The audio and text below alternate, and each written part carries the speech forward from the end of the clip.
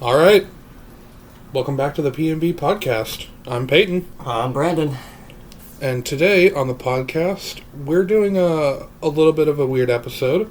So, Brandon and I play a lot of games together, specifically on like PS4 or Discord or whatever. When we do, we like to listen to music while we game.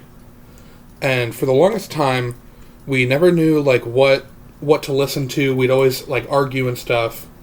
Until just the other day, Brandon has constructed a 155-song massive playlist on YouTube for us to listen to while playing video games and sitting around and talking on Discord. Yeah, to be a bit more accurate, it was like a 70-song playlist that I had that was a mostly me thing, and then I expanded it significantly. I recently, after like a while of having it, like doubled the length of it for the hell of it. And it's actually quite interesting because you can see a definitive like halfway point between like what I used to listen to when I first made the playlist to what I now listen to. All the stuff I added 2 days ago. Yeah, you first made it around this summer, right? Mm-hmm. It was about July. Yeah, about the middle of the summer. And now, here in February, you've revamped it and improved it, honestly. I removed no music either. Yeah.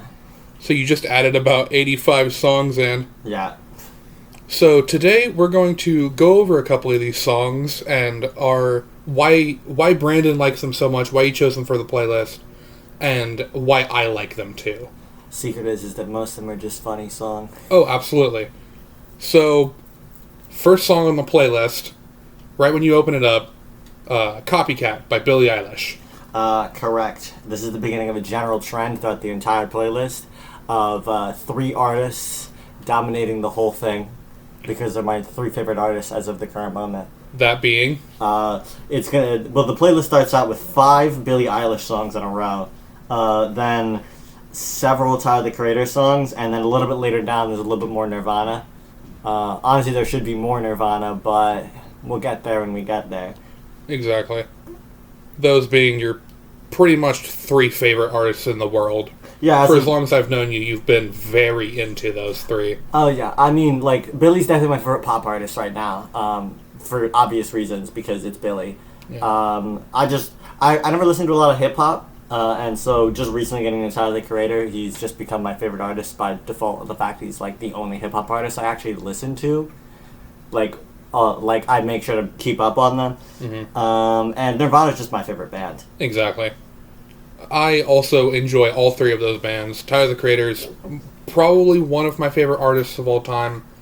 Just like his story and his transition from being like this hardcore, in-your-face, no-nonsense, insulting rapper to an actual like producer and musical artist and someone whose work has been lauded by music critics and audiences everywhere for how just like complex and great it is. Mm-hmm. And Billie Eilish is pretty cool too. Yeah, I mean, she only has 1 album and an EP out, but she already has a Grammy. So she already has multiple Grammys. Oh, that's right, yeah. And she is like a year younger than us. That's true, yeah. I mean, that's also due to the fact that Billie Eilish is in fact a duo music group, which a lot of people forget about. It's her and her brother Phineas who produces all the music, mm-hmm. whereas she writes all the lyrics. Mm-hmm. I mean, even so, he's only like 25, I think. I personally have no idea. I don't know. I don't think he's that old, because he's still getting into the music industry. And then Nirvana, of course. Everyone knows Nirvana. Yeah, most people do. It's terrifying the amount of people that don't, actually. But really is. Yeah, I mean, there is a massive amount of people out there that only listen to music that their parents told them to. Wow, and their parents are too old to... It's kind of lame. Yeah, to have ever listened to Nirvana. Or their parents listened to hip-hop in the 90s, which is also perfectly acceptable, but like... Yeah. Hip-hop in the 90s was good, man. Yeah. You know what? Good question for the comments. Tupac or Biggie? Who are you fucking with? Tupac or Biggie? West or East Coast, baby? Personally, I'm a bigger Biggie fan. Just because I appreciate the East Coast sound. But Tupac's good, man. Yeah. You can't argue. They're both amazing. So what's some more songs in the playlist that you'd want to talk about? So yeah, going down, the first 5 songs, as I said before, they're just all Billy songs, which I just kind of added when I first made the playlist to fill it in. Yeah. It's just like Copycat, I Don't Want to Be You Anymore, My Strange Addiction, All the Good Girls Go to Hell, and then You Should See Me in a Crown. There's a lot more coming up, but that was just the part that I did, because I tried when making this playlist not to group like 20 songs by the same artist in a row. There needs to be a little bit of variety whenever we listen to it. Mm-hmm. Well, I move off of the concept that if you want to do any kind of like DJing for a party, you should never play too many of the same type of songs in a row, because then that type of song gets a little boring. Exactly, you got to switch the vibe up every so often. There's ups and downs, right? You got to make all the hip hop kids like know that you get them, and then after you play like a really good hip hop song, throw in a super emo song, and like people will get it, and then that's how you apply to all the crowds. It's big fluctuations. Exactly. And then after that, we move into a little bit of Tyler the Creator with pretty much just a whole, like, the evolution of him. Oh yeah, starting with Yonkers. Mm-hmm. Whenever I redid the playlist, I redid the order of some of them. Yeah. And I put all of those in order very much on purpose. Starting with Yonkers, obviously off of Tyler's first album, Goblin. The breakout hit for it. In the video, he fucking eats a cockroach and then throws up. And that was a real cockroach. Like, actually, he ate a cockroach, and Jesus Christ. Yeah. And then Smuckers from Cherry Bomb, which is not a good album, but it was an album. I mean, my personal opinion with Cherry Bomb is that it's not... I think it's still a good album. It's just not his best album. No, not even close. I mean, like, everybody loves... I mean, you basically have 2 camps when it comes to Tyler, which I don't know too many people from the other camp from mine. But I'm very much on the, like, Flower Boy and Igor are his best albums, but there are a lot of people out there that are still hanging on to the... they're still hanging on to Wolf. Yeah, they're still hanging on to the Odd Future days. Yeah. I mean, I'm not going to deny that Wolf is a fucking great album. Oh, yeah. I think he's really hit his stride in the past couple of years with Flower Boy and Igor. Oh, yeah. It definitely feels like he's become, like, the artist he always, like, wanted to be with these last 2 albums. Fingers crossed, hopefully he comes out with a new album this year. I'm hoping and praying. I mean... Seems like every 2 years, you know? Yeah, and he was never one to really, like, put too much on before his albums released anyways. Yeah. So, who knows? But yeah, I mean, first it starts with Yonkers, and then Smuckers, one of the few songs one of, like, a few songs that are good off of Cherry Bomb. That's the thing about Cherry Bomb, it's very hit or miss. Yeah, it's about every other song is a banger, and then the ones in between are completely forgettable. Yeah, and then we have Who Dat Boy and See You Again off of Flower Boy, which are probably my 2 favorite songs off the album. And, well, we forgot to say that, like, you know, Smuckers, Who Dat Boy, and See You Again all have amazing features on them, too. Oh, yes, absolutely. Smuckers features Lil Wayne and Kanye West. Oh, yeah. And Kanye's verse in Smuckers is the funniest thing I've ever heard in my life. Oh, it's a good verse, but it also has that very funny part, which is what like really made me like kind of fall in love with the song. Mm-hmm. But do you want to recite the verse? I do not remember it. It's a little gibberish. It's basically Kanye talking about pulling up on a Porsche, and then he makes car noises. Lexus. Yeah. Oxford wants a full-blown lecture from me. And the Lexus pull up, and then he makes a whole bunch of car noises. And it goes. Yeah, pretty much. And then Who Dat Boy features A$AP Rocky, who's fucking a fairly common feature across the whole album. Yeah, across all of Tyler's work, they're like really good friends. And they make really good music together. Oh, yeah. And then See You Again features Kali Uchis, who's starting with Flower Boys and a lot of Tyler the Creator songs. Oh, yeah. And then... finally, it moves into the most modern Tyler album, which is Igor, with Earthquake and What's Good. Sort of the 2 opposite vibes of the album. Earthquake being the... sort of like soft, melodic singing songs. It's like this like soft, melodic kind of love song. Like hip-hop love song, and then like... With a really confusing feature by Playboi Carti in the middle. Yeah. To this day, I have never met a person that can... I've met hundreds of people that like Earthquake as a song, right? Oh, I can recite all of Carti's verse. I know what he's talking about. I mean, but like nobody ever, like when they're... I don't know anybody that when they're singing the song actually says the words. I do that. Yeah. I mean, I can fucking decrypt the Minecraft enchanting table runes that he speaks.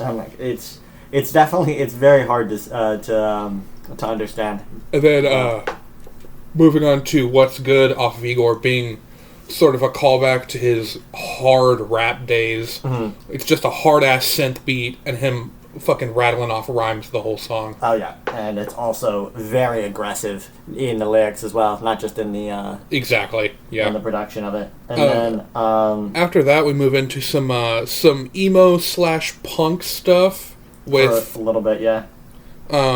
With some songs by an indie band called Destroy Boys. Mm-hmm. A very, very angry, like, fuck you, dad, you don't know me type of shit. Yeah, I don't know, like, literally anything about the band. I just remember that Peyton showed me the first song on there, which is called, I threw glass at my friend's eyes and now I'm on probation. Yeah, and I really liked the sound that they had, and so I listened to a few of their songs, and I put on, like, 2 or 3 of them. And those are the 3 songs that I've listened to by them, and that's literally it. And then after that is of course, we have to have a Panic at the Disco song in there. Mm-hmm. I think that's the only Panic at the Disco song I have. Yeah, which I really want to listen to Panic at the Disco more, but I cannot support Brendan Jerry anymore. Yeah. He is not a good person.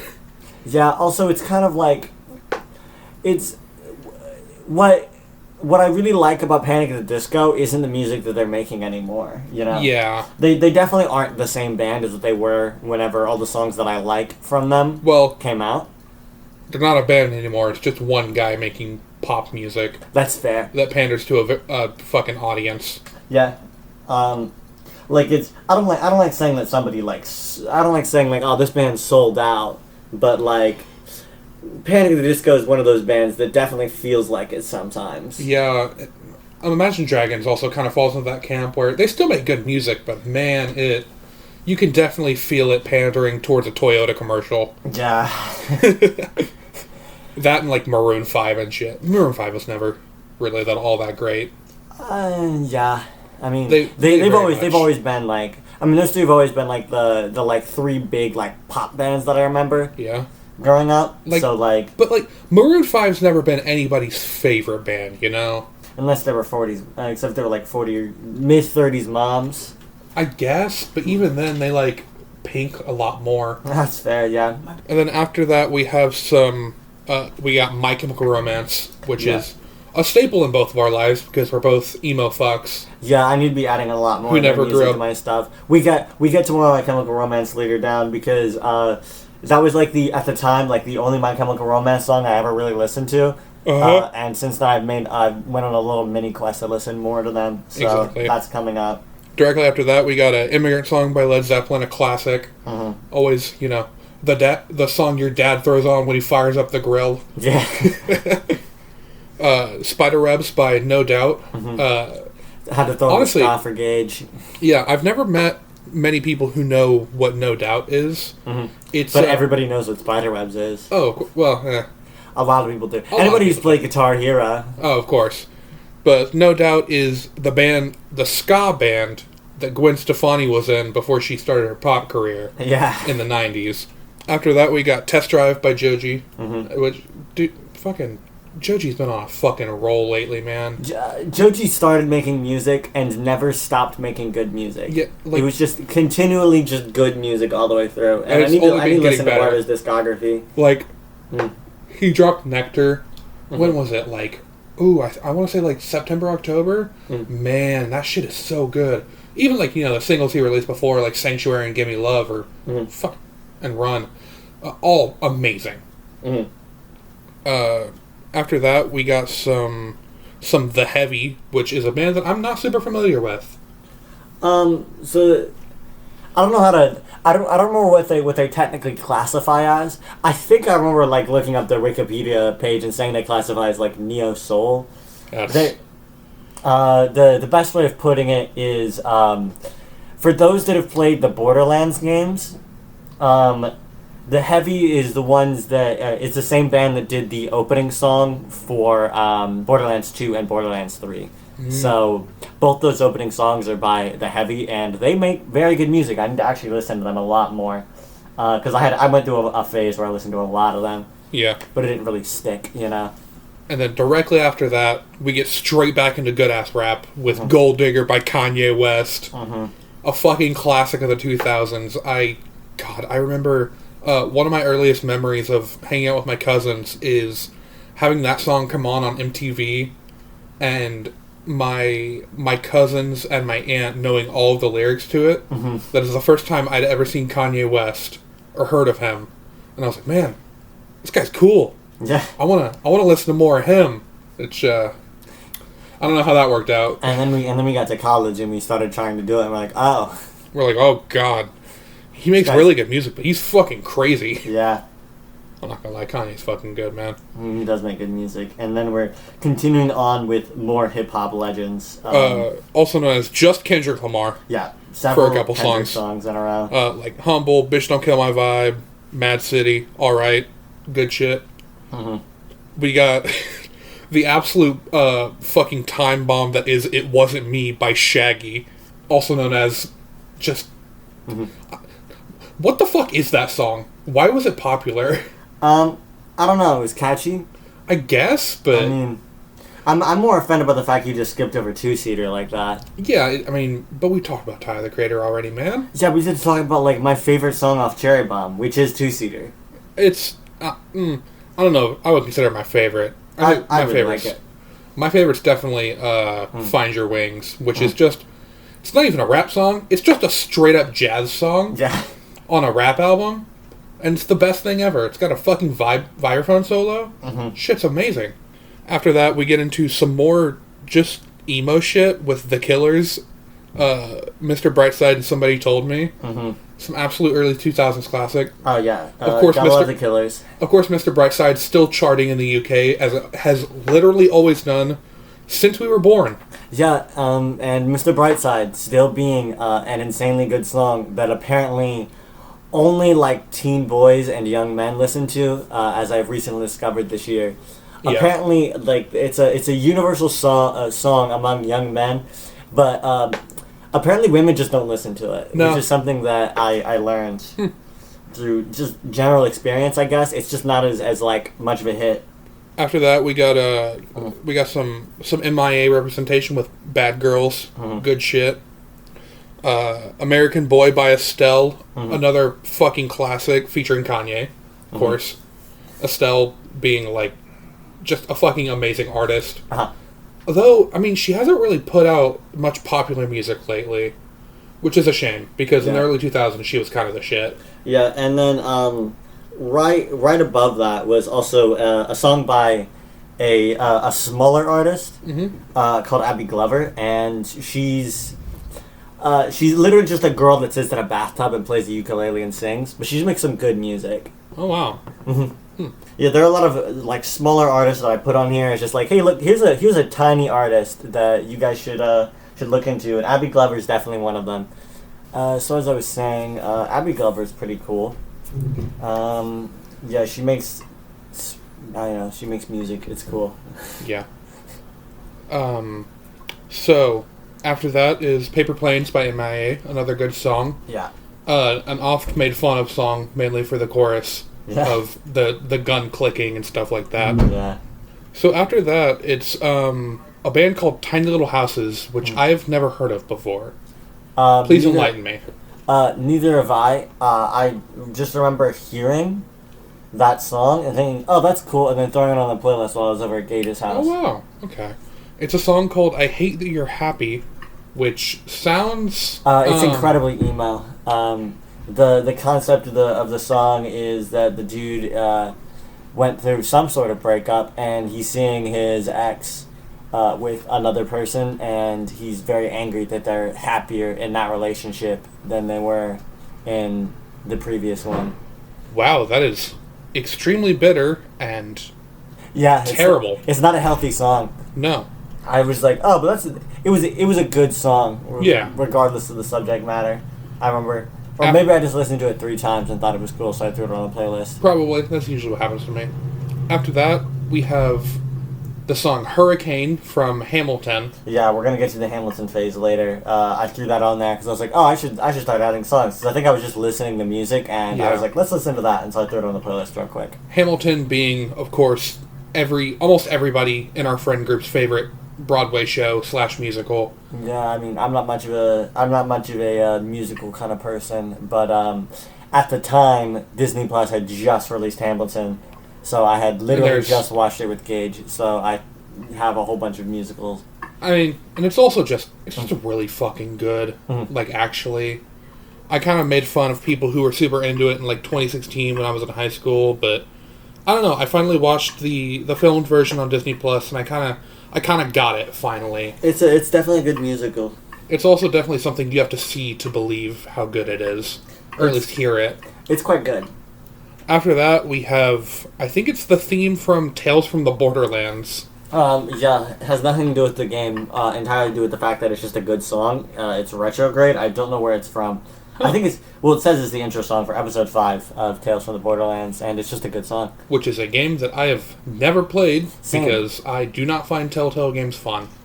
Gage played it in his car, and he liked the song, and I liked the song, so I stuck it on the playlist. This is that's the consistent theme for this section. Yeah. Is I thought it was cool, so I threw it in the playlist. And then another Abby Glover song called "Can We Be Best Friends in Love?" Good song. Haven't heard it in a hot sec, so I can't tell you anything about it. Yeah. And then a fucking banger, the song Nikopol from the Gurren Lagann OST. Gurren Lagann being my favorite anime, and Nikopol being the theme of a character named Viral. He's a villain. He's pretty sick. Gurren Lagann also being my favorite anime of all time as well. Mm-hmm. It is legitimately the best piece of art that I've ever seen made. And everybody who is listening right now, if you have not seen it, go watch it. It's very good. Like click off the video or the podcast right now, stop where you are, watch all 27 episodes, then come back. Or finish the podcast and then go watch it, but it's very good. Maybe that. But that's finish a fucking the podcast order. Then go watch it. It's a great anime. Find some time, but my advice, if you don't want to watch it all in one sitting, watch the first 17 episodes. And then the next 10. And then watch the next 10. You want to kind of watch it in those 2 blocks. Yeah. And if you really want to, if you can't manage that, watch the last 5 all together, because that's just a whole big trip. It's great. It's like, maybe watch an episode or 2 every once in a while, but once you get to the end, you have to watch all 5. Yeah, you have to keep the emotions of it rolling, not like sad emotions, but like hype emotions. And then after that, we have basically the rest of When We All Fall Asleep, Where Do We Go? Oh yeah, like the entire rest of the album that wasn't there before. By Billie Eilish, including like Wish You Were Gay, All the Good Girls Go to Hell, which was on there before, I think, actually. I think there's a few repeats in there. Yeah. Yeah, it is a repeat. And then after that, we have more Hamilton. Yep. Including both Cabinet Battles, You'll Be Back, and My Shot. Mm-hmm. My Shot being, just the theme of the whole show. Mm-hmm. By the way, also, if you haven't seen Hamilton, definitely do it.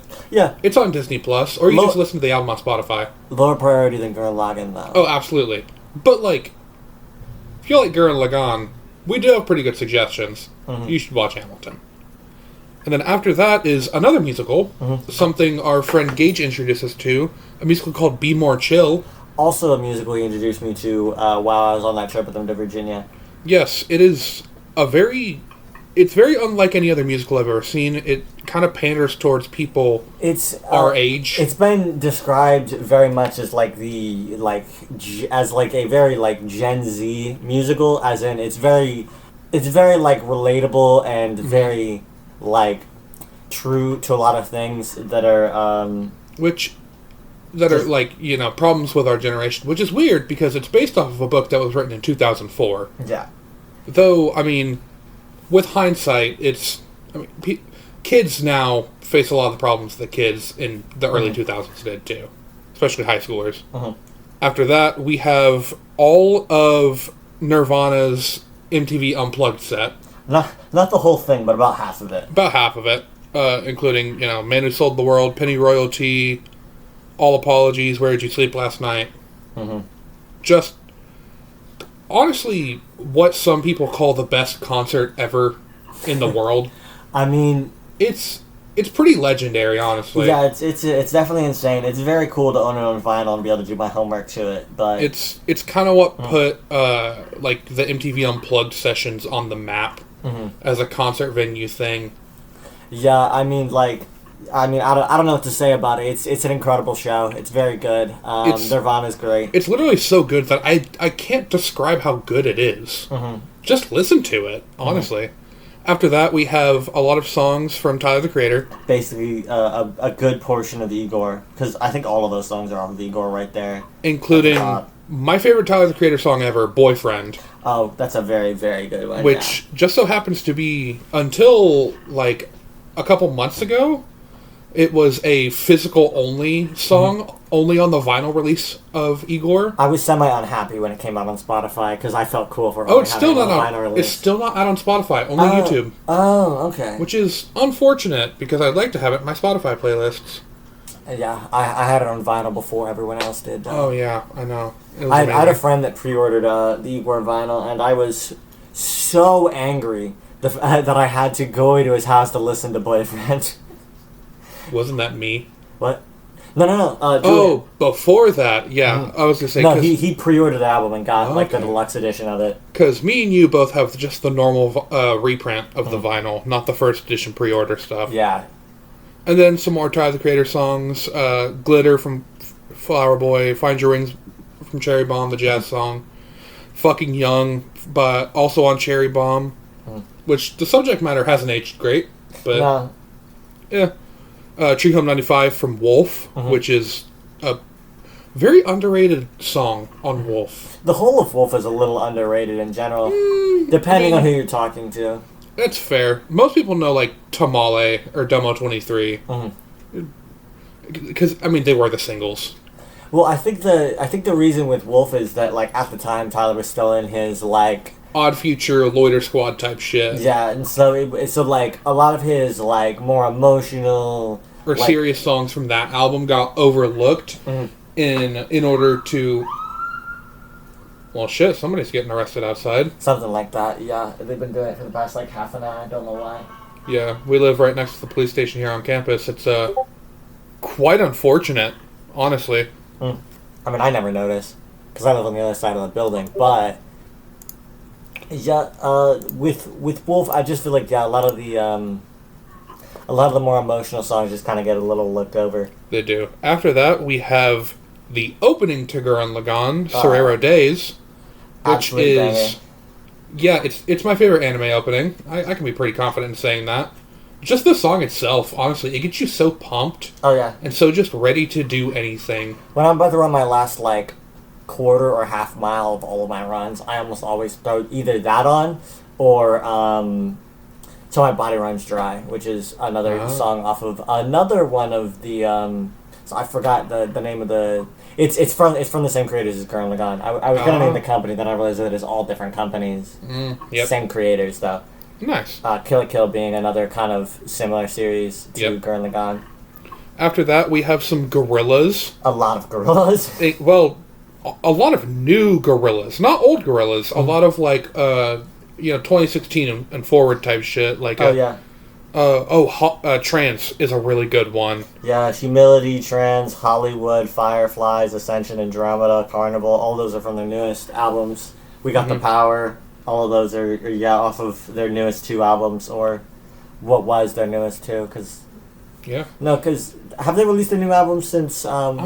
I'm not sure. Because I know they've been releasing a lot of singles, but I don't know if it's... I haven't kept up with Gorillaz so far. I was really into them in, like, high school. Whenever, what is it called? The album with Saturn's Bars on it. Humans. Whenever Humans released, I got really back into Gorillaz because, heard, like, feel-gooding and stuff as a kid. But after that, I kind of dropped off. I listened to Humans and got pretty into it, and then they released another album in 2018 or 2019, I don't remember, and I listened to all of that, and that's what a lot of this is off of, and then Humility is another one of their singles that came out after that. Yeah.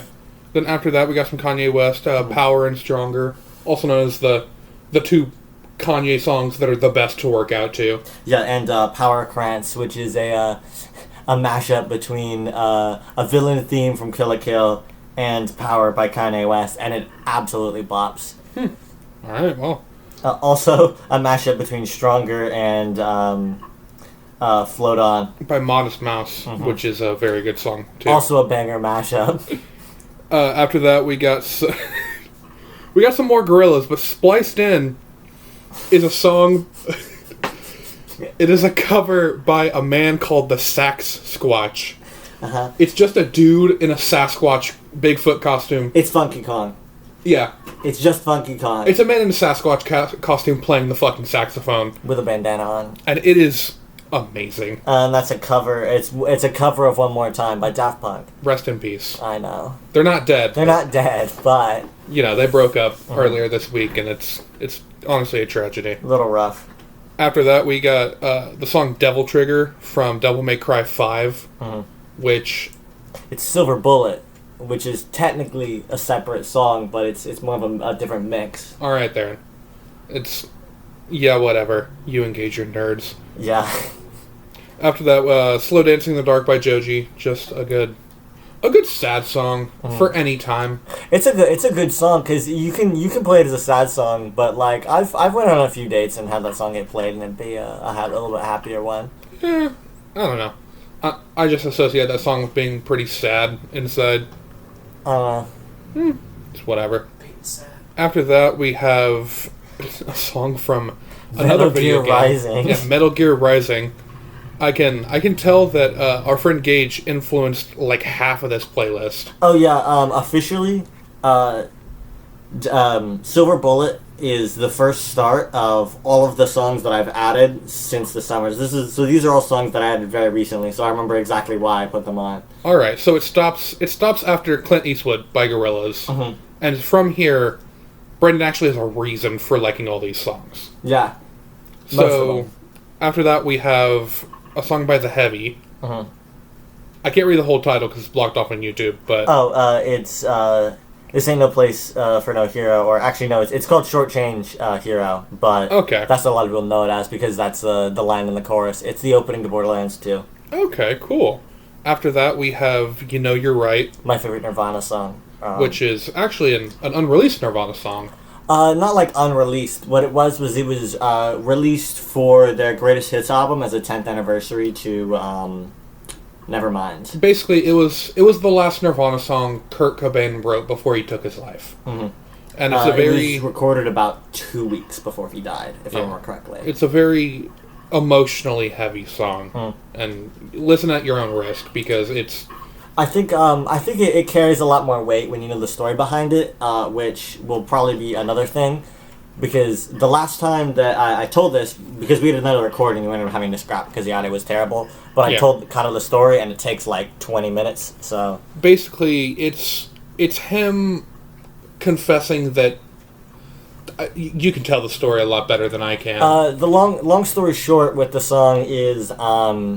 There's a lot of theories around it, but based off of like the wording and the subject matter and a lot of the events going around, it's theorized that the song was about him wanting to get a divorce with Courtney Love. Yeah, his wife at the time.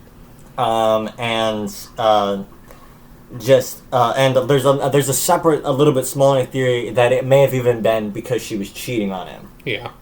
And what lends a little bit of extra proof to it was that Courtney Love tried for about 7 years, basically since the day that Kurt Cobain died. She tried as much as she could to keep the song completely unreleased.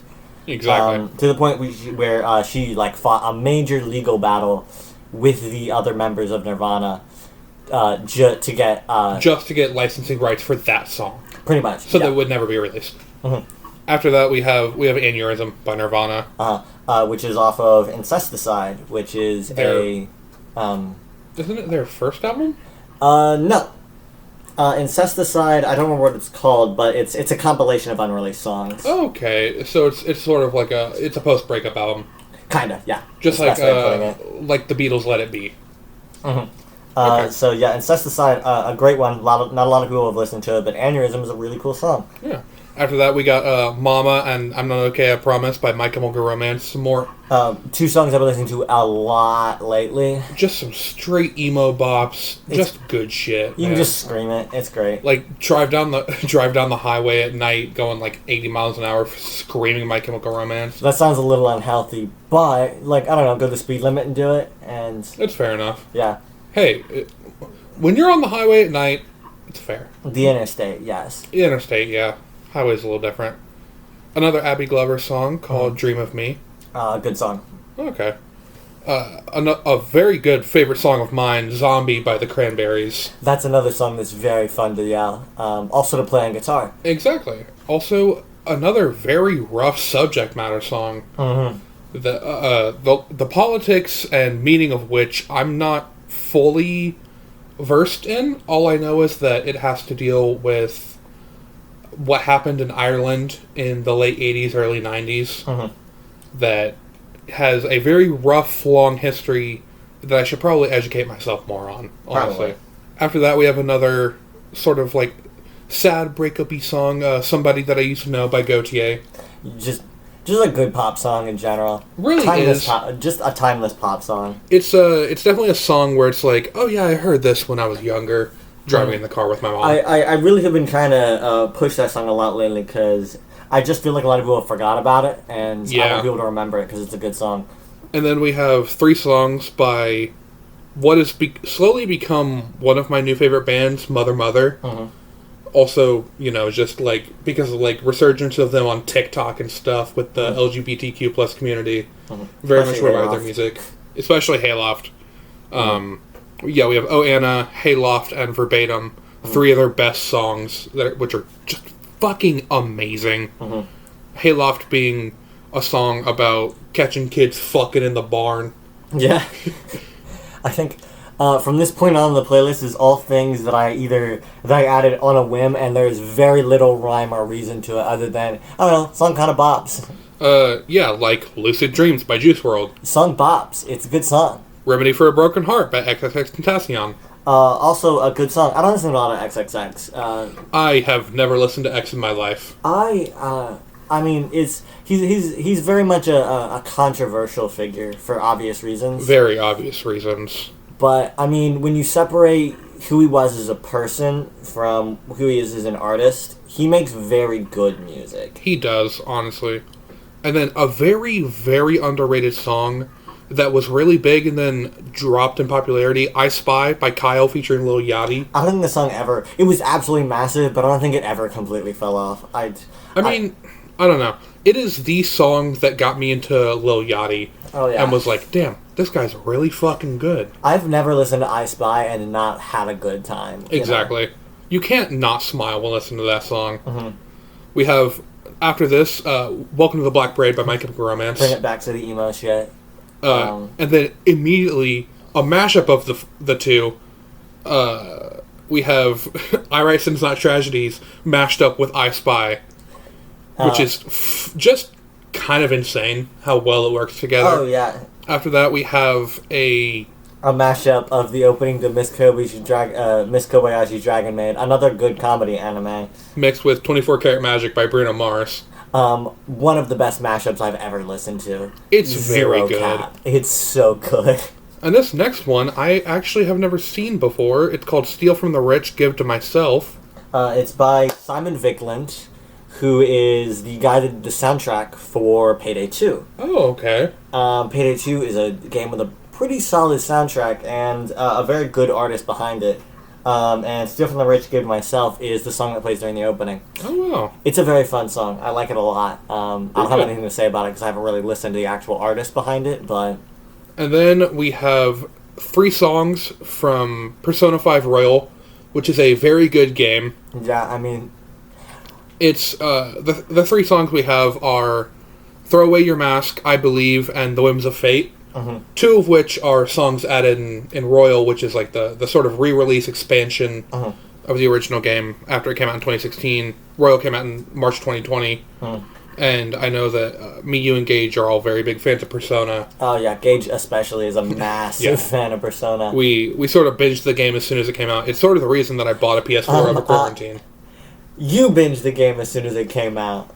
You took I a year. waited a year, and then I binged the game for no reason other than I was too lazy to play a 120-hour long game. Exactly. And then after this, 2 songs by Lofty's Comet, which I've never heard of before either. A very, very small jazz band. Ooh, okay. I don't know. It's very similar to, what's that other jazz band Yara was talking about? I have no idea.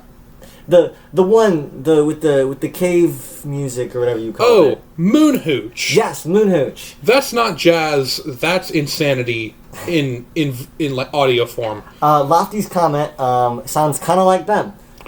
Moon Hooch, for clarification's sake, is a very small band based out of, I think, New York. I think so. Yeah. It's 2 saxophonists and a drummer. And they make music that they like to call cave music.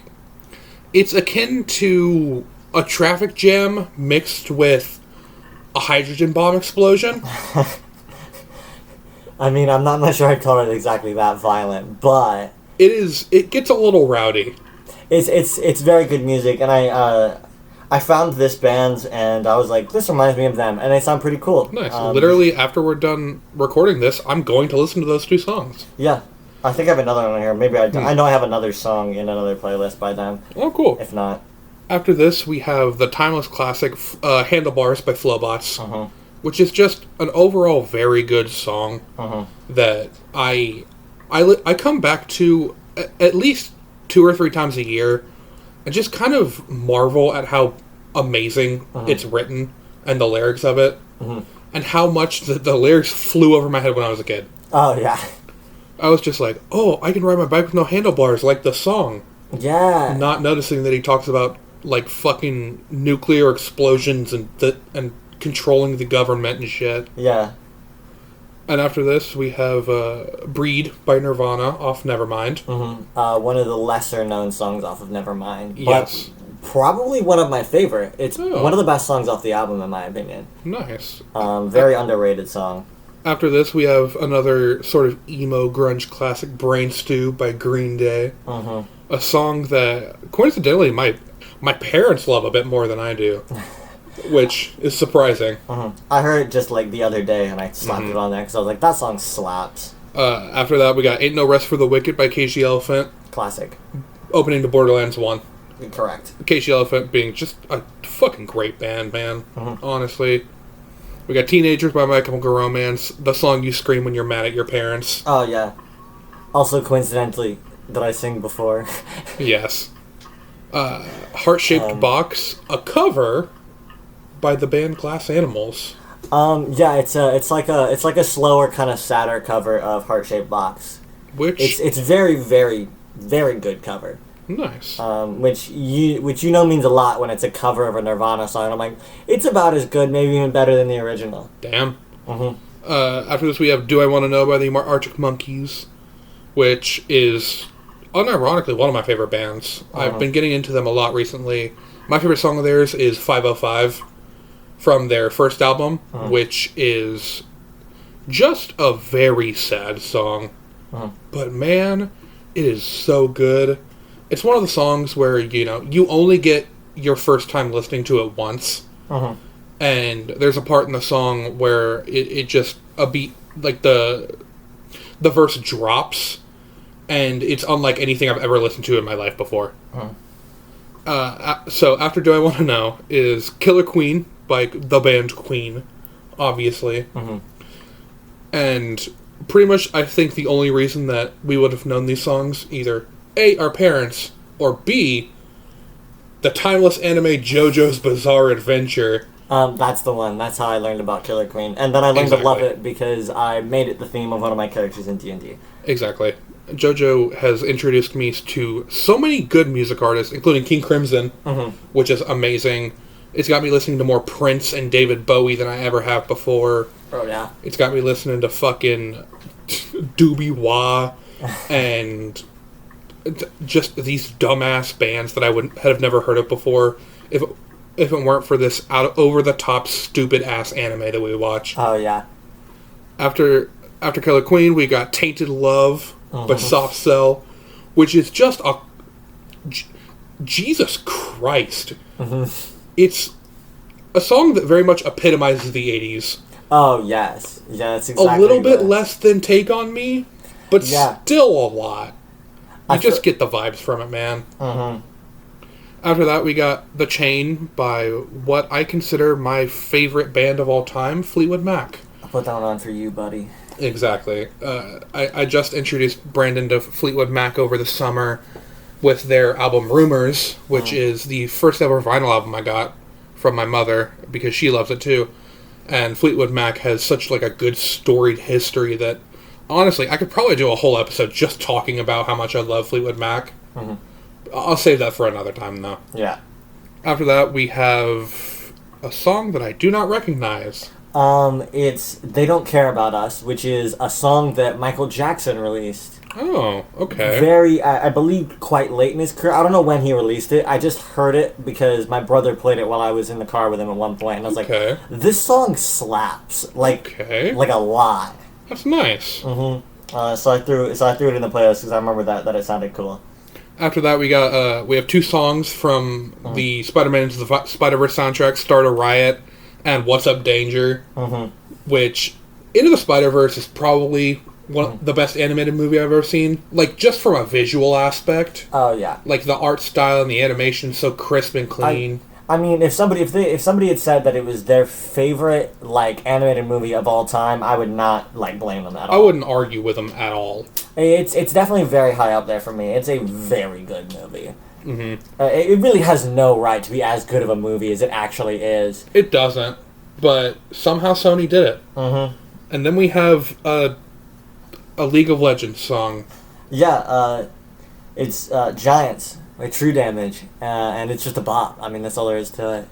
Shame, though. I mean, I don't listen to a lot of League music. How dare you besmirch this playlist with League of Legends. I mean, but it's a good song. Alright.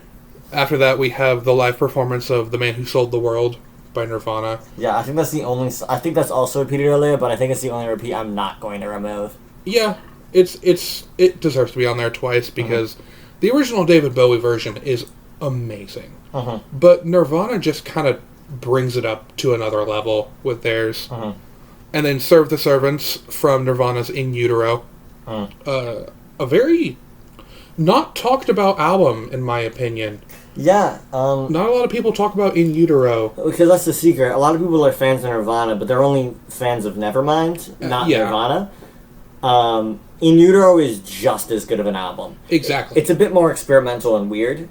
I mean, it has Heart-Shaped Box, which is my favorite Nirvana song, and just a bunch of other really good ones. But yeah, it was very not listener-friendly, to say the least. It's definitely an odd album.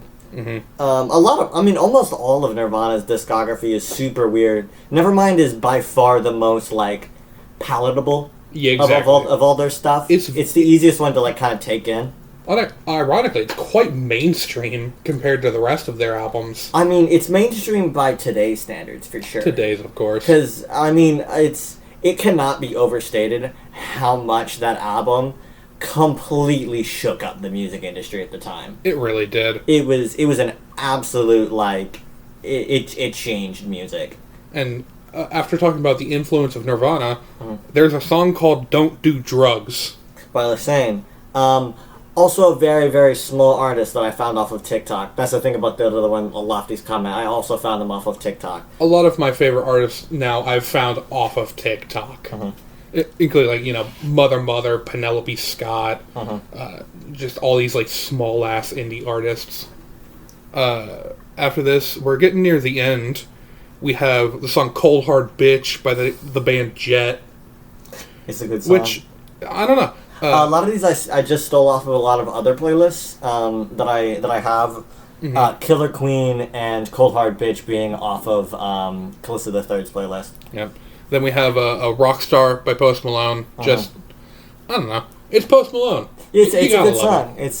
I mean, I don't know if I'd call it a timeless classic, but I'd call it a good song. Yeah. And then we have two Kesha songs.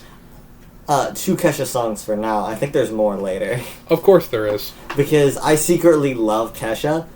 But I'm too scared to admit it to too many people. Because I don't know, she's just not a popular artist. She's not really... She's a good artist, though. You just kind of have to, like, but just nobody cares. She's a surprisingly good artist. Mm-hmm. Like, someone you wouldn't think that would have, like, such a, like, actually good discography. Uh-huh. She also, fun fact, has a 1600 on her SAT. Jesus Christ, that's higher than anyone I've ever met in my entire life. Yeah, Kesha is is according to standardized testing, a smarter person than every other person I've ever met in my entire life. Nice. That's weird.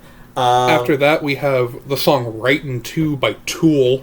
Has one of my favorite guitar solos. Probably, like, it's definitely my top 3 favorite guitar solos literally ever. Nice. It's like a minute and a half long, and it's the sick song. as hell. I would say the song's also 9 minutes long. Yeah. So it's a chore to listen to.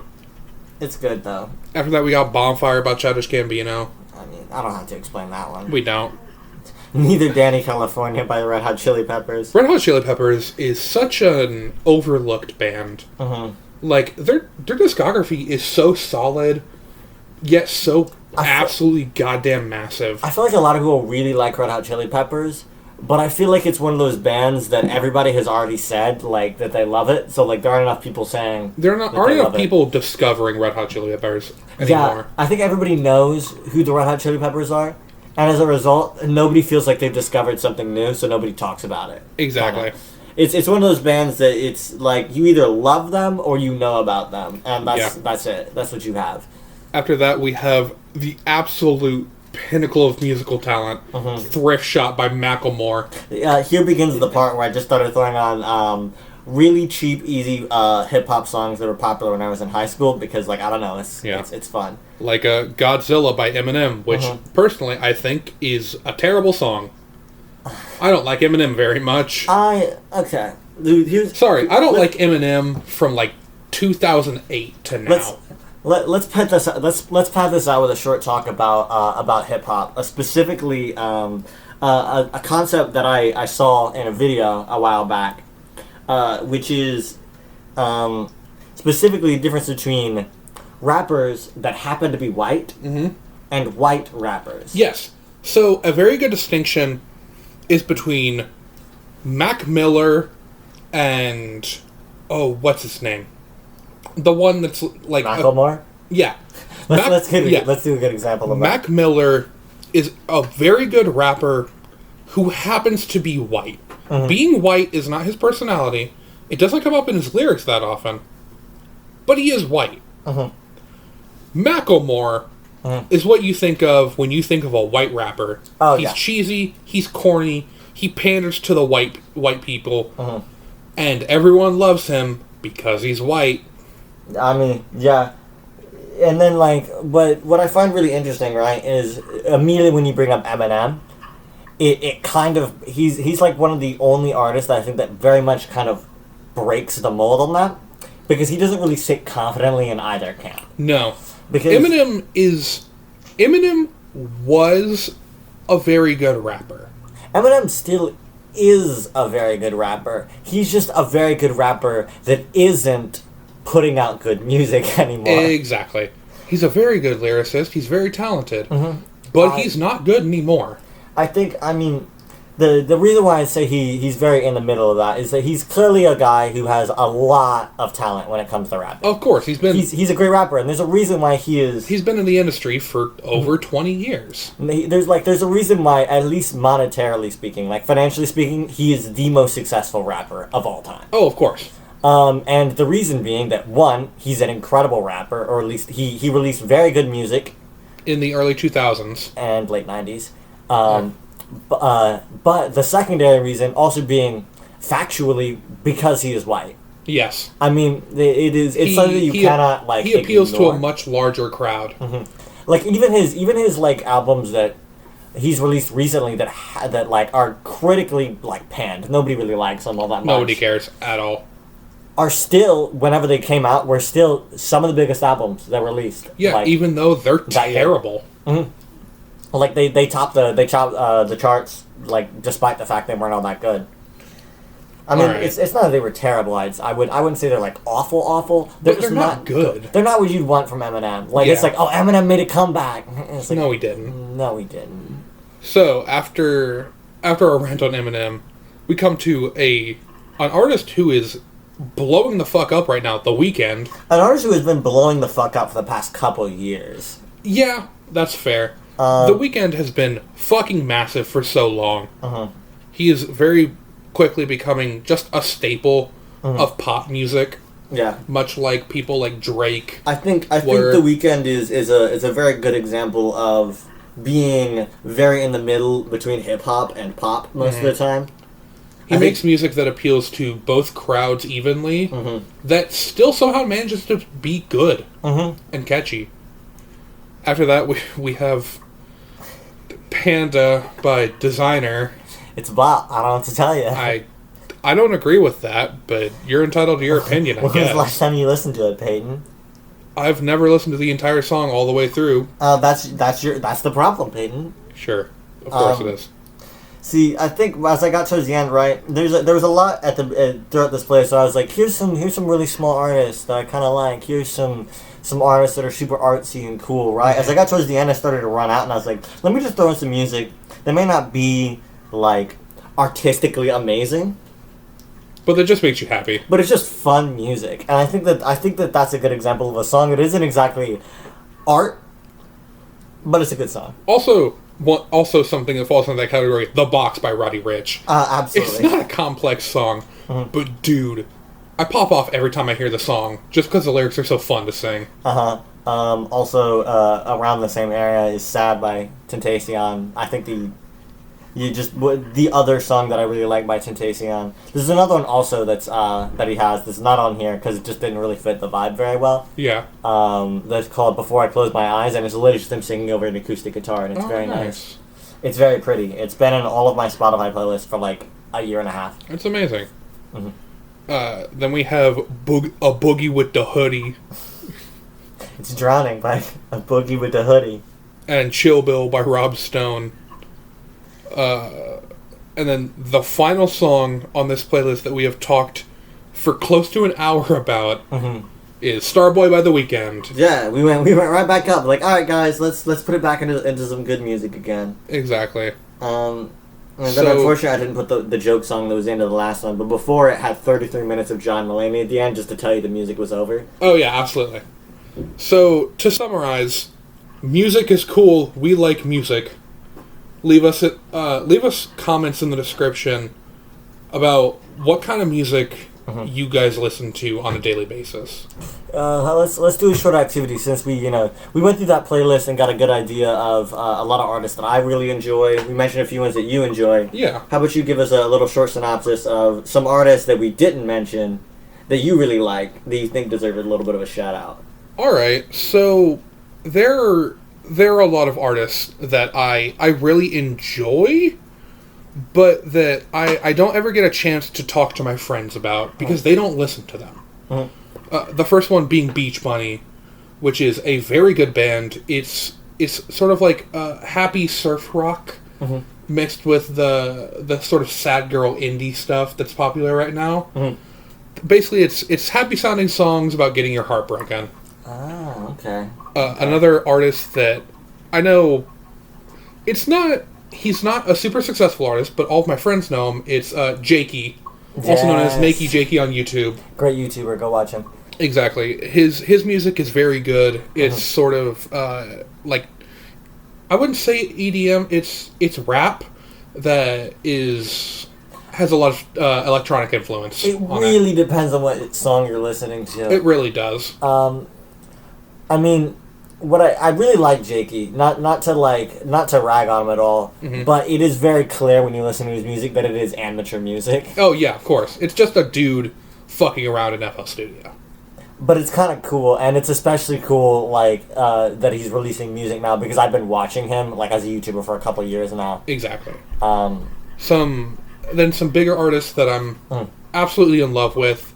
Mitski, Hosier, and Phoebe Bridgers, which are my sort of trio of depressing-ass music that just hits so hard and sounds so good. Yeah, that's all of Peyton music that I'm not quite emo enough to be into yet. Exactly. And then while I'm here, I'm going to shout out some, not local bands, but some artists that I personally know, including Well Red, which is a local artist from Cedarville, Ohio, a place that some of my friends live. He does some lo-fi sort of, not hip-hop, but lo-fi indie stuff. It's very calm music, very nice. And then also an up-and-coming band that my best friend Christian is in. They're called The Third Culture Kid. It's just three friends who are making really cool songs about growing up and life. And they have a very good indie vibe. And eventually they'll release music, but just for now they're a live band. And I'm really excited to see where they go, because it's always cool seeing your friends start new things. Oh, yeah. And with that, I think today's podcast is a wrap. Yeah. Do you have any closing statements? Gamer. Just a little editor's note, guys. Peyton here. I'm editing the podcast right now. So in the section where there were police sirens going off, it turns out that wasn't a police car going off. It turns out that one of the dorm halls on campus started a fire because someone was trying to microwave a wet washcloth so that they could make a fleshlight. Everybody have a great day. We love you. Goodbye.